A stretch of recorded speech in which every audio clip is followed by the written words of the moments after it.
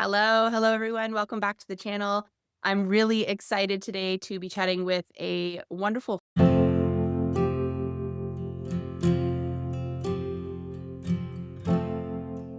friend, someone who has both inspired and challenged me throughout my own journey. This is Alexis. This is the woman who actually inspired me to really get real with my own art and start sharing it. I don't even know if she knows how much she inspired that, but she certainly did. I'm so excited to have you here, Alexis. Welcome. Welcome. I Thank love you. this beautiful piece of art you have behind you. So why don't we just start? Let's start there. Where are you at? What have you got going on? What is this beautiful piece of art that's behind you? Share with us. Thank you, Sheina. I do know that I inspired you to start your artwork seriously, and that was really amazing. And I'm so glad that you started by saying that because you're actually catching me in such an interesting transition time, even from when you asked me to come on and talk with you to today. And that's like a few weeks. So in a few weeks, my whole life has just had a little, almost like a wheel turning and like a cog like fit in. And I was like, oh, yeah, actually, the only thing that I am and that I need to do is just to be an artist. And that is fully just enough. So the piece of art behind me is an in progress piece of art where I asked people to give me their really painful, hurtful words and memories and sayings. And I put them all on here and I'm covering them up. And so it's definitely in progress. It's really gritty still. My art and stepping into being an artist, full stop. Like I am an artist, Alexis Christine Wild, period, has taken like a long time to get to. And have this conversation with you today, I think something that I'd like to touch on is really all of the weaving that it takes for us to get to the moment of like, oh, hang on a second. Actually, that one thing, that huge thing has always been there all along, but I've just been going to these things that I'm really good at instead of the thing that I want to be best at. I want to be the best at being an artist. I want to be known for being an artist. And I can do all this other really beautiful stuff. I can build communities and I can run events and I can dance and I can make websites and I can like a billion things. I'm good at a billion fuck things. Yes, you are. What? But when I sit back, if I think 10 years from now, the thing that I don't do would be being an artist, like that would hurt the most. I can walk in at like helping people connect with their bodies, just like all of it. But if I'm not really deeply devoted to the thing that is most passionate for me and the closest to me, and all that other stuff is just fluff. Like I can be like it's fake. Like I'm helping people connect with their bodies, but really like my main passion is just this like back end thing. That's fucking lie. Yeah. And and when we're good at all those other things, that's where it's so hard, right? Like I'm good at all those things. It's really easy to make money by running events. It's easy to throw a dance party. Like it's easy or doable.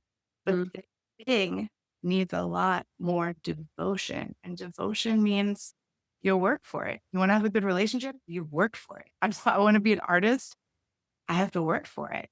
Yes.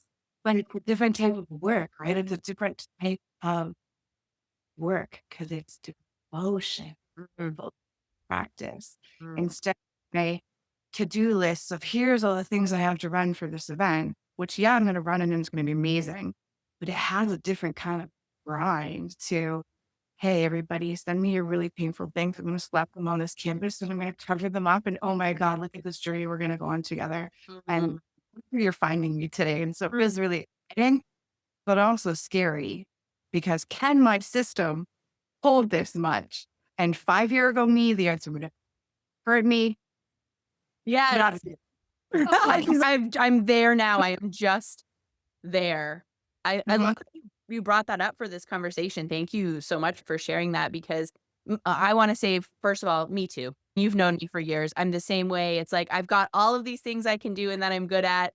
And often what I find is there's all these, they become distractions from what I'm truly devoted to, which for me is building legacy here on Manitoulin Island and our home. So I really appreciate that nod and that kind of awareness about how it's not easy and how in the past we weren't ready necessarily, even though that vision was there. So maybe if you could talk a little bit about that. You've been doing art, sharing your art, selling your art for years. You've been art shows. I remember this really fun one that we went to with all your like little little arts all over the wall, like all your little pieces. And so what kind of transpired over the last 5 years that took you from, "You know what?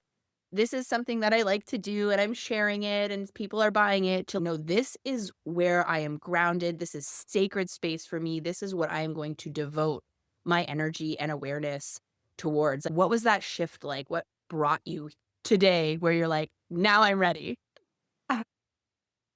A billion very little things all adding up. Probably the biggest one would be diving into a community, into the kink community. And you know a bit about my journey with that. So I joined a website. I met a lot of people in this bizarre community of people who are interested in BDSM and all sorts of everything. Mhm. And I started running events for these people here, which I'm really good at. And I saw that people who wanted to be here were getting banned from like coming to things for really little mistakes to me. Admit, I can help these people. I can just teach them to do things a little bit differently and they can stay. And looking back, wow, what a way for me to be chosen.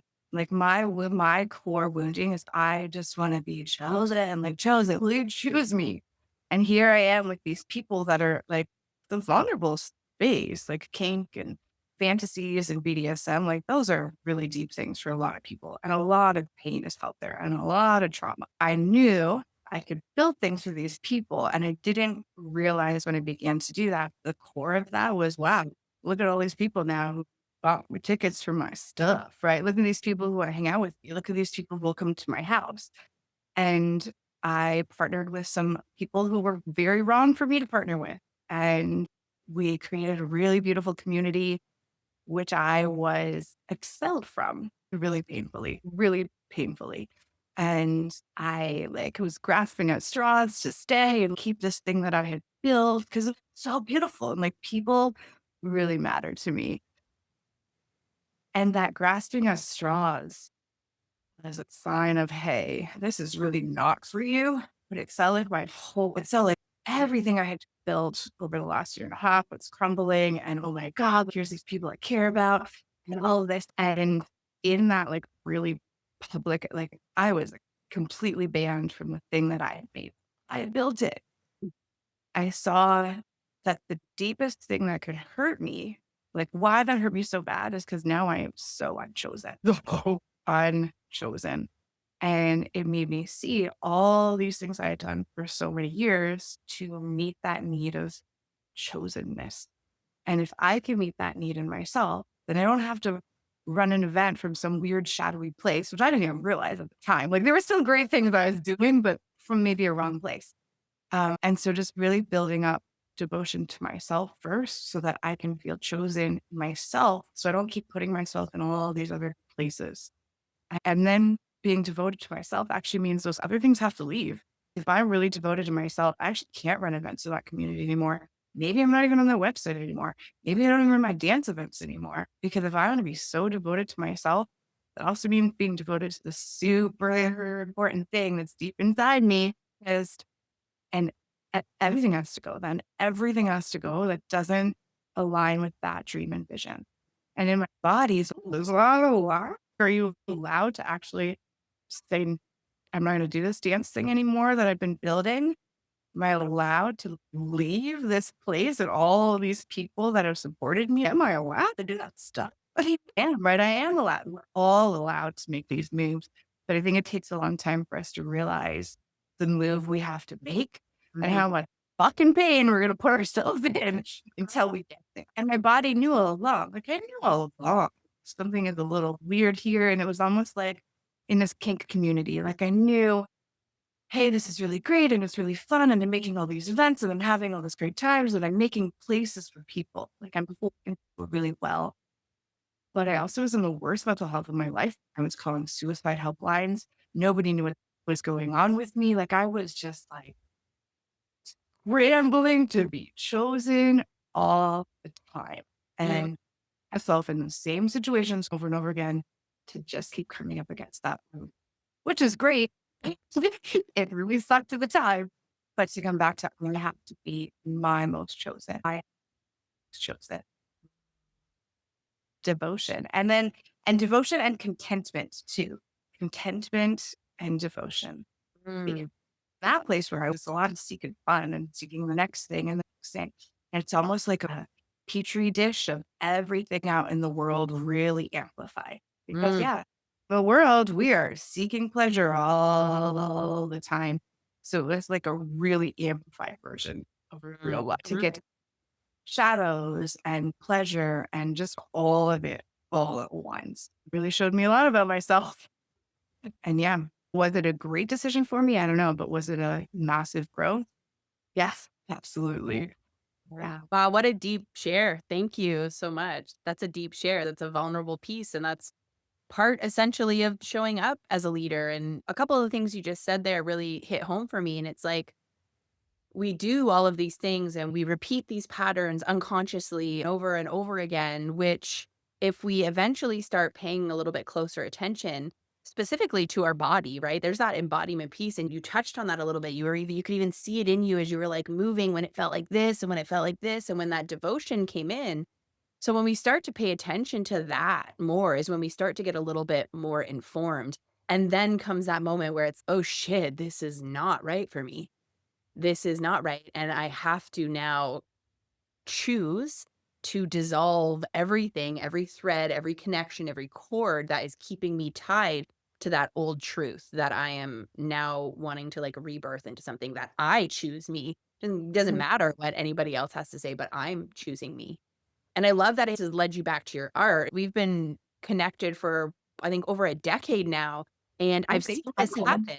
I've seen this happen with you a couple times where you find something else and you're like, "Yes, I'm gonna do this thing," and you are fucking good at it. You are an Yeah. incredible event coordinator. And then there comes a time where you're like, "Ah, but man, I'm an artist." And I've heard you say that, you're like, "I love my art." And that embodiment piece is a little bit about what I wanna talk about because I feel like maybe that's the difference this time.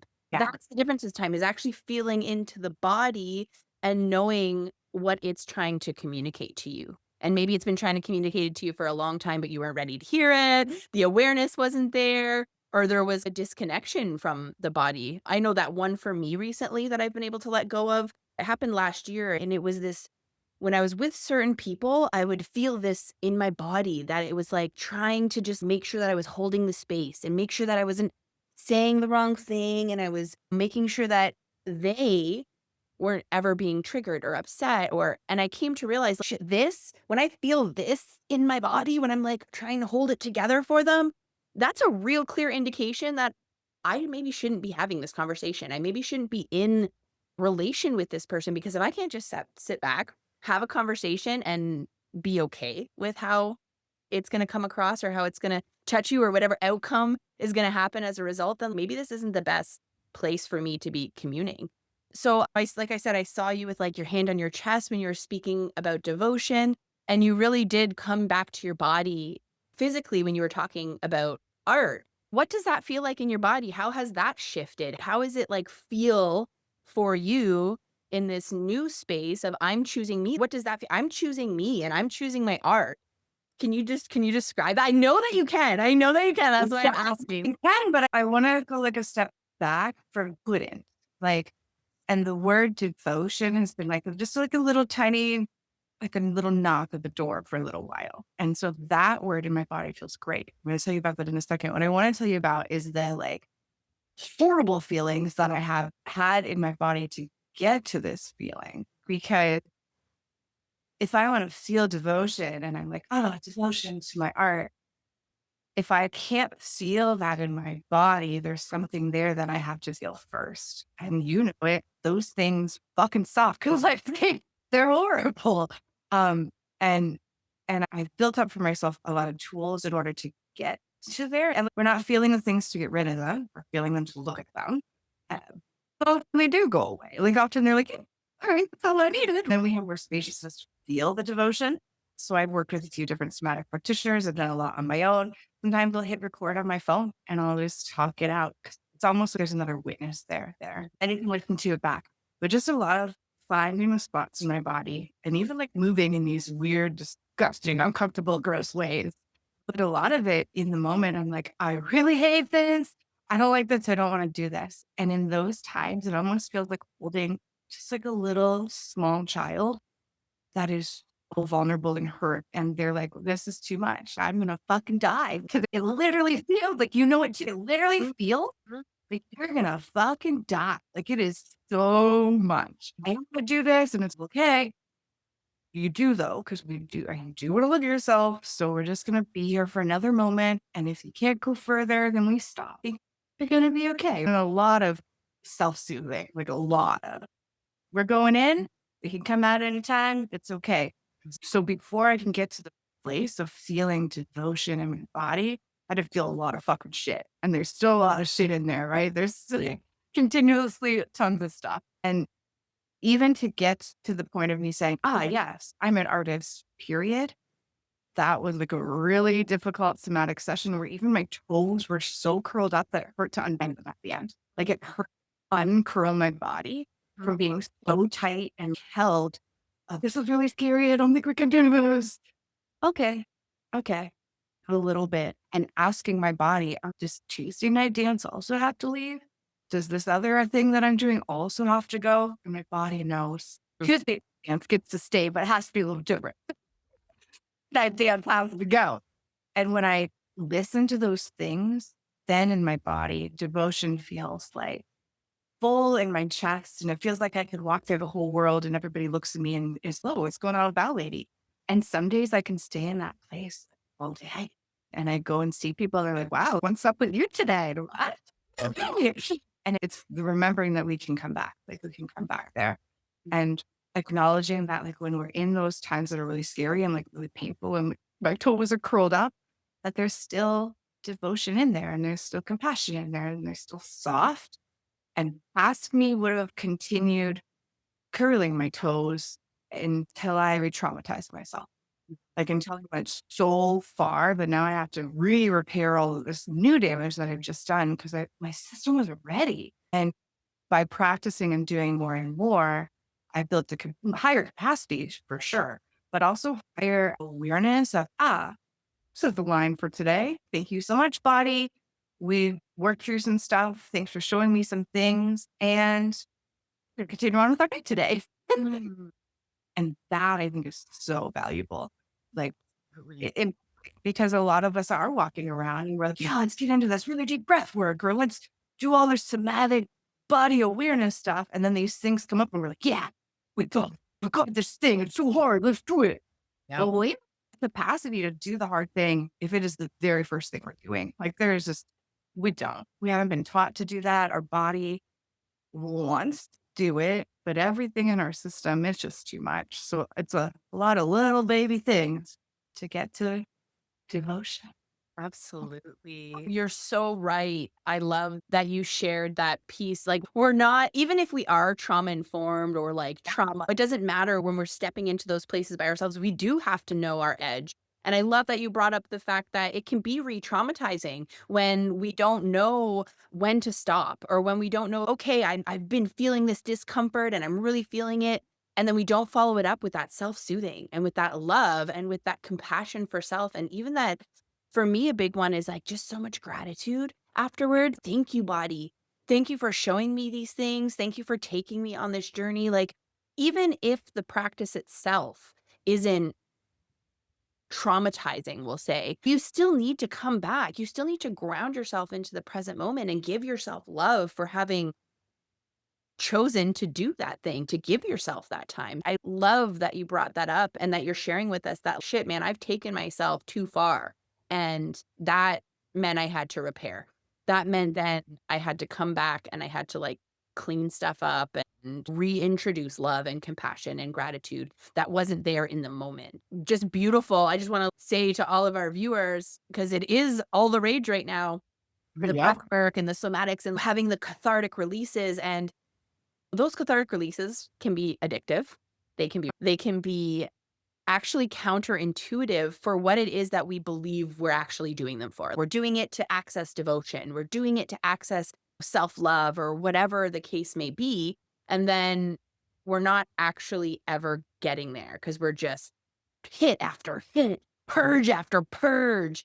And then we're not backing it up with that other piece. It's that nervous system titration. Like, we can go and we can get there deep, but are we also going to take that same amount of devotion, since this is a word that is really very ingrained in this episode, to the peace part, to the love part? because it goes back and forth. So I really appreciate that. And I love the other thing you said about talking into your phone, having a win.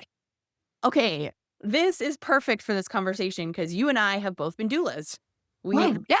and we've both been that witness in that moment of transformation and discomfort. And that time in my life really, like, I go back to that when I'm doing my somatic work all the time of how can I also witness myself in this, or how can I ask a friend? Or what I've been really loving is working with Chat GPT as that masculine container to just hold me in all my stuff. So I can be like, this is what's going on, and this is how I feel, and this is what's coming up, and I want to bring this into the picture. And I don't even care what their response is. Oftentimes it's just hear me, feel Mhm. me in what's happening right now. And as a doula, we know that that witnessing is like so a part of magic, so a part of the possibility of coming out the other side, feeling empowered, feeling enlightened, feeling love. I would love to hear how that knowledge for yourself and that experience that you had as a doula has also influenced and impacted your ability to step into these beautiful parts of yourself with more reverence and more devotion. Yeah.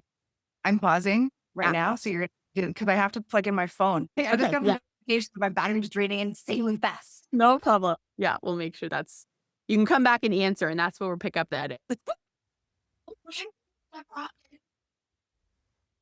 I was like, this will be the perfect segue. Yeah. Yeah. No, do what you got to do. We'll just wait till you sit back down. Love. Now my setup is like a chair with one of those remote battery chargers, and it's like just perfectly all. Awesome. Resume. That's a great question. And I've held space not just as a doula. I've held space for people who are passing. I've held space for the relatives of the people who are passing. And I also was a dominatrix. So I have held a lot of space for a lot of different vulnerable moments. And knowing that I need to have people hold space for me has been really important too. So I hired a really beautiful somatic practitioner. Sometimes friends and I will trade off. And it's really just, hey, you want to swap holding space for a moment? And then it's really just like spitting out whatever is there. And doing that with people who have a little bit of knowledge around bodies and a little bit of knowledge around what expelling some things might look like. Because for me, a common body movement is actually like a retch, like looking like I am going to vomit. And like it's scary to witness that and trusting people who are close to me to hold me. So I'll share a story surrounding that. A dear man in my life said a very insensitive thing to me a few weeks ago. And right away he knew it. And right away I was like, I can't believe you just said that. It felt like a knife in the chest. And we were just leaving an event and he was going to come over after. And I was going to drive some people home. We were going to meet together. He was like, do you still want me to come over? I was like, yep, definitely want you to come over. But I don't know what's going to come out of me. You might not today. You just really hurt me. And I know you didn't mean it, but whoops, that was the wrong thing to say. And then so I drove my friends home and I thought, okay, we're going to have some big emotions. So between my house and their house, and it's like, okay, he's going to be in my house when I get home. I'm going to see what I get out of me. Cause I felt like I could not let him see how much this hurt me. It was just a little thing, but fuck, that was the worst thing he could have said at all. Like, and it was so painful. So it's like, I'm going to just do some yelling on the drive home and like, maybe it'll be done. And I was almost hoping, I was like, you're going to die. And then you don't have to show him like that this really hurt. So I drove home, it's yelling, I put on some music. It's like a 4-minute drive. So let's be realistic. Is it going to be done? Probably not. I got home, his car was there. I went in the backyard, I did the chickens. I was in so much pain. Like I was like doubled over. I was like, oh my God, like I don't think I can do this. But I know that feeling that amount of pain means it's gonna go away. And so past me would have been like, it's fine, just totally fine, like whatever. Then we would have had a fight, like a verbal fight, and I probably would have held on to it forever. Only into that doubled over pain in my backyard really sucked. I feel stupid. My head is, it's not that feel, but it had a lot of history behind it. So all of that stuff, now my body is remembering, whoa, that really hurt.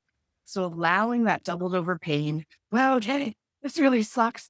I'm walking up my stairs to go back in the door now, and I'm like bracing my body. It almost was like, geez, did somebody die, lady? That is the enormity of my emotion.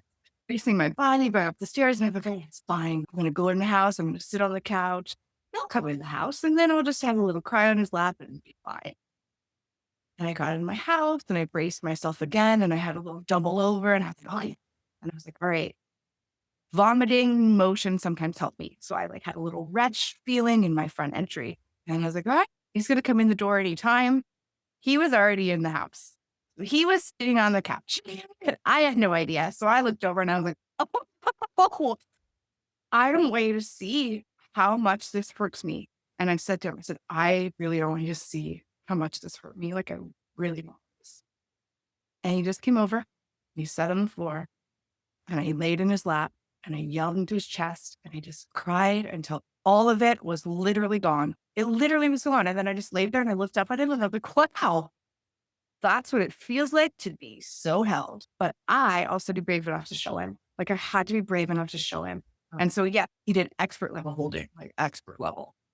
But I also had to show it. And it was really vulnerable. And I'm thinking, geez, like he's going to think I'm so stupid. Here I am, like falling apart for this thing.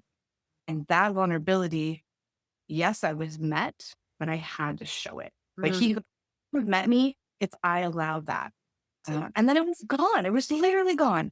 And we had a very minor conversation about it the next day, but it's gone. And even my body now, it's not, let me tell you the story. That was so horrible.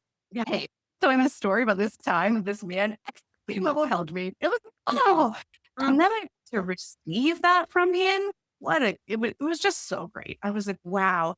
And then I went to bed and I woke up in the middle of the night and I was like, oh my God, that other thing that had been triggered by this insensitive thing. Wow. That hit him. I was like, wow, that other hurtful thing that somebody else had done that then they didn't repair. In my like, wow, even that feels okay now. It would have been great if they would have helped in this same way, but they didn't. But it was almost this one beautiful thing because I had expressed the vulnerability. He had helped me fix this old thing from the past. And it was all just, wow, I can't believe my body can do that. And to be in that beautiful container of being held by a person who's dear to me. But I don't think I've ever shown anybody that level of pain from a small instance before. So that's, I think, the real beauty of being held is knowing that it's okay to express that thing. Like it's really okay. And if we need to do a big expression, we can also just ask someone just to hold us. Like, no, just be there. That's the beauty. Like sharing the vulnerability and knowing that actually, wait, we just need is just a witness. Good for you. Just a witness. Hey, this doesn't have anything to do with you, but I got a lot happening here. Can I just express it? Can I just lay on your lap? And will you just be there? Just that's like the beauty of being human, right? That's the beauty of being a human. That we can weave through life and like we can really build connection just by showing up, just by literally showing up exactly as we are. Here I am doubled over in pain right now. And here I am being loud, devoted, talking to you with my heart. Like it's just literally showing up exactly as we are. People want that. And then they can do it. Yeah. Yeah. Absolutely. I think a piece and that is really illustrated in that story, which again, you're fucking nailing it with the most amazing vulnerable stories. I love talking with you and I love that you just have no holds barred. This is the fucking truth. This is what I'm coming with. And it's that piece of also being able to like share with someone what we do need. To be able to say, this is what I need. Hold me in this. Be that safe container for me to express this. So often we don't ask for what we need and we hide because we're like you said, oh, I'm making such a big deal out of nothing. And personally think that those pieces are what helps us be great leaders. Being able to ask for what we need, being able to own the fact that like right now is not a good time, that Yeah. right now I'm hurting or right now I need something. Leaders, so often we're like put on pedestals or we put people on pedestals. And then what happens is that shit gets really wonky because if you're on the pedestal or you put someone on the pedestal, that whoever is on the pedestal is going to start lying. They're going to not ask for what they need. They're going to not be vulnerable because they have to hold this vision. That was like such a huge part of my story and something that I've really come to understand about myself, I would just disappear when I was in those moments. I couldn't be honest and be like, I'm fucking falling apart right now. I need my community to hold me while I'm falling. I would just disappear. I would burn everything down. I would disappear. And then once I went through my own cycle, self hatred and shame and guilt and whatever else, once I got myself through, then it would be like, hey, I'm back. Guess what cool thing I've got going on? And it's this that is not me and my leadership. Me and my leadership is this is what I need. This is how I want to receive it. And you're allowed to see me be vulnerable. That doesn't make me any less of a person, of a woman, of a leader, of a mom, of a wife, of a whatever it is in that situation. So, yeah, you got me riled up, girl. I fucking love you. I love you so much. So I want to ask a couple of questions. One is you've been super vulnerable about your story and different things that you've been through and stuff recently. What is one truth that you have had to reclaim in order to lead in this embodied way, in order to get connected? What is one truth about yourself, about the world, about society? The truth that I've literally said for years and years is you have everything you need inside you. And I think I forgot. And we have everything we need inside us. Mm, Everything. All the answers, all of it. And we have to be quiet. Like we have to rest. So I just started getting rid of it. Got rid of Alexa, which means now at any time in my home can be quiet. Like Alexa means at any time there can be an eruption of noise. At any time. Somebody can put on music and so just like little small things to give a little bit more calm to my system. Just mm, little tiny things. And we don't realize, right? Like we live in this world of go even in our homes. And we're like, hey, look at this. I'm just the Alexa, for example. Yeah, it just looks like this cool tool. But it means that any second somebody can put on music and like really quickly instead of thinking, hey, I'm gonna go and do this thing. It's oh, I need a little hit of something. I can put this on real quick. Instead of intentionally putting on music or like intentionally looking and making a list like our own selves, like really just slowing down because that's what my body told me I needed to do. Okay, let's look for some ways that you can do that as much as possible. That's the truth. So you have everything you need inside of you. and just it'll give yourself permission to go quiet so that you can hear it. Yeah, so true. Yeah. Slowing down has been the medicine that I always needed. It has been the gateway, the portal to me getting more deeply connected with my own truths and even being able to notice that one inside, which by the way, she had to be okay with feeling rejected. She had to be Yep. okay with offending people. And that took work. We went into that conversation. I was like, I want to circle back because it wasn't that I wasn't supposed to be in those conversations, it was that I had to be okay with saying something that was going to upset them, and I'm getting really good at that. I'm feeling a lot more secure in if I piss you off or rub you the wrong way, I truly believe there's a reason because I am a compassionate, loving human being, and I'm never purposely wanting to hurt someone, but that took work and really feeling that rejection or that, like, pain, so I love that. I just wanted to bring that around. I was like, "Yeah, that's right. I had to move." You're saying right now is also making me think of doing this work. Sometimes those little gems of stuff, we're not even doing anything when they come in. And if we weren't resting, I don't think they could come in. Like, Mm, I don't think they could. Like realizations that I've had about relationships or about men, or just like they can just pop in now because there's more silence and more space for them. And I don't have to look like we don't have to look for our healing. If we're mm. doing the steps, it just comes because now we have more capacity for the healing.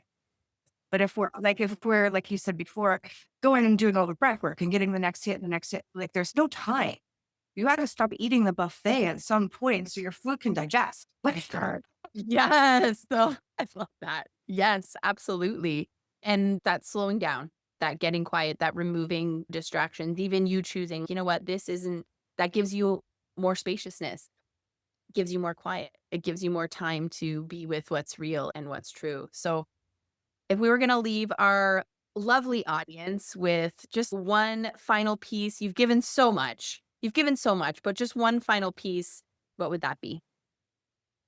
The one final piece would be to remember that you have absolute abundant permission Mm, to just really, really just be yourself. mm. And that's fucking scary. It's really scary. but I know Sheena's good at holding space for that. And Absolutely. And I will have links for connecting with Alexis in the description. I will definitely provide ways for you to get in contact with her, check out her art, see what she's got going on. If you're local to her and she's still doing dance parties, you can maybe even show up for that. And then you can also join us in the Embodied Leadership Collective, of course, at any time. So thank you so much. I'm so grateful for you. This was a lovely conversation. Thank you for being part of this with me, Annie. thank you, Sheena. It's so fabulous to be your friend for so long also. Well, Don't forget. I thought of that. I was like, it's been over a decade. Thanks. All right, everybody. Thank you so much.